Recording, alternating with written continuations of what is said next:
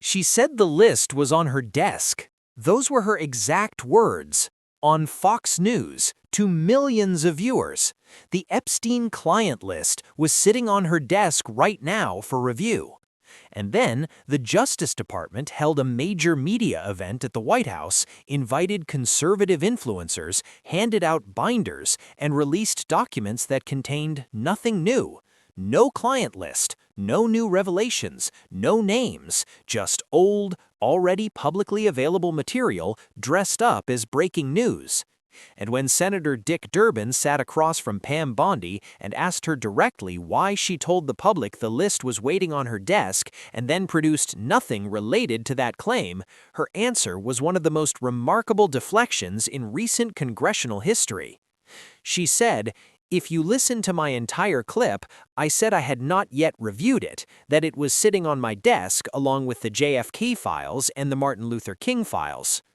Think about what that means. The Attorney General of the United States went on national television and told the country that the Epstein client list was on her desk right now. And when called on it, her explanation was that she had not reviewed it yet, that it was in a pile with the JFK files and the MLK files. This was her defense. Not that she had been misunderstood, not that the statement had been taken out of context in a meaningful way, but that the list existed, she just had not looked at it yet. And by the way, there were also other files on her desk. And then, 5 months later, her own department released a memo saying the list did not exist at all.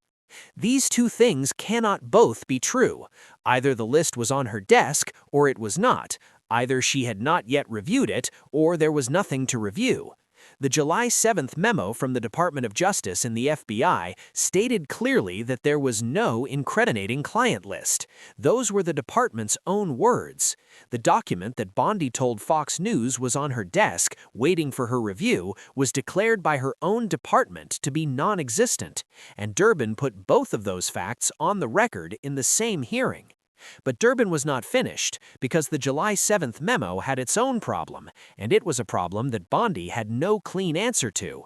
The memo was unsigned, a document from the Department of Justice in the FBI purporting to represent the conclusion of an exhaustive review of one of the most significant cases in American history, released without a signature. Durbin asked directly, why was the July 7th memo unsigned?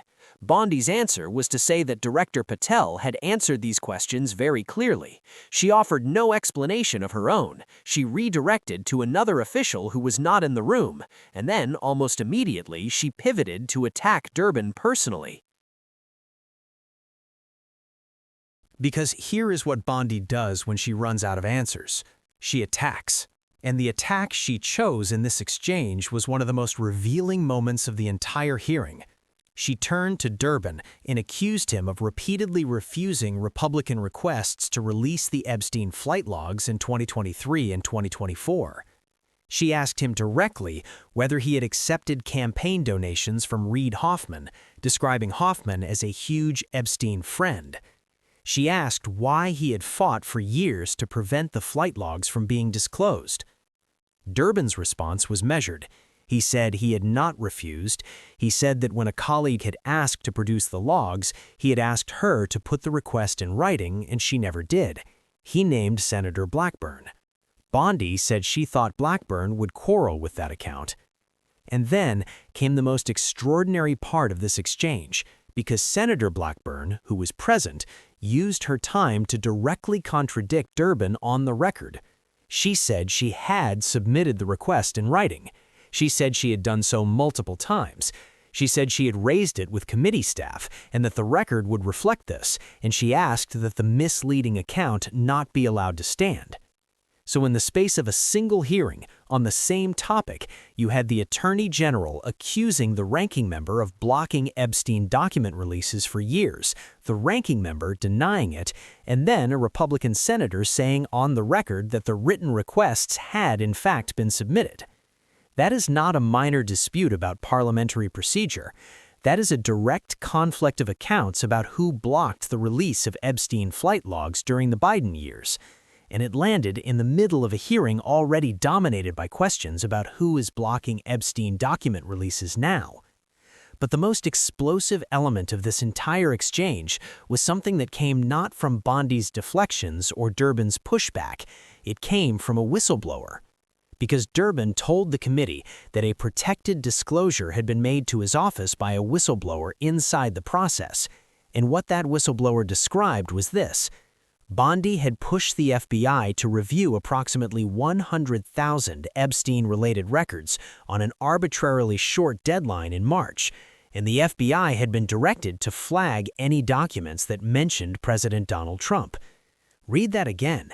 The FBI was directed to flag any Epstein records that mentioned Trump, not any records relating to trafficking victims, not any records identifying uncharged individuals, any records mentioning the president.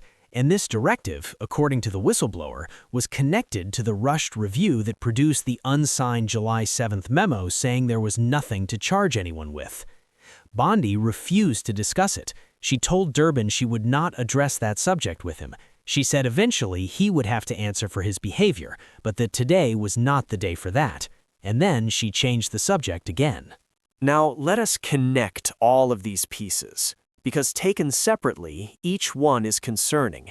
Taken together, they describe a very specific sequence of events that goes far beyond careless document management. In February 2025, Bondi told the public the client list was on her desk. She held a White House event and distributed binders with no new information. In March 2025, according to a whistleblower, she pushed the FBI to rush through 100,000 Epstein records on an arbitrary deadline and to flag anything mentioning Trump.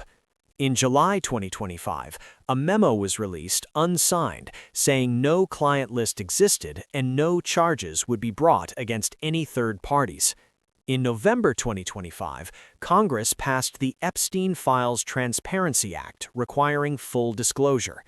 In December 2025, the DOJ began releasing documents in batches.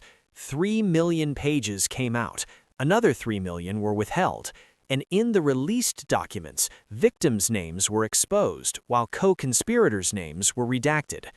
At every single one of these points, the pattern is the same.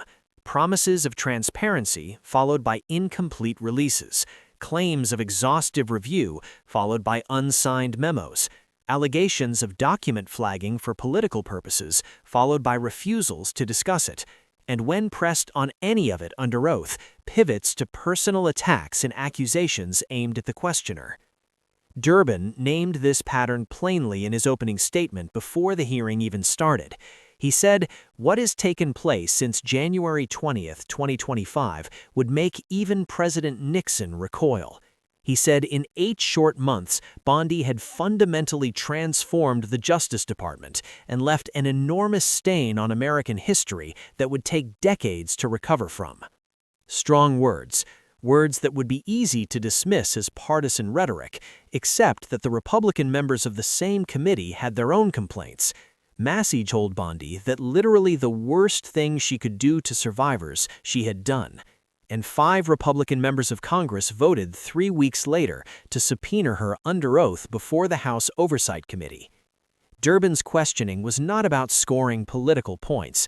It was about a very specific chain of events that raises a very specific question. The FBI was directed to flag Epstein records mentioning Trump. An unsigned memo was then released saying there was nothing to charge anyone with. And now, 3 million pages of documents are being withheld from a law that requires their release. If those 3 things are connected, and the whistleblower account suggests they are, then what happened in March 2025 is not a records management question.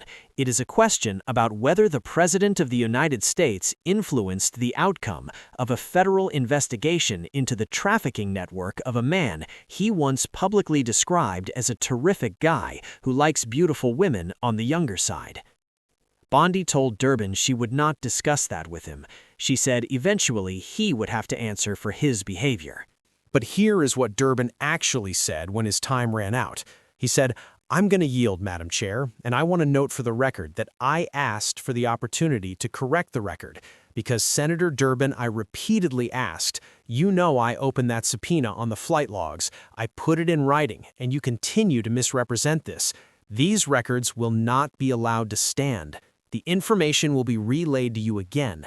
We've done this several times, but we're happy to send it again.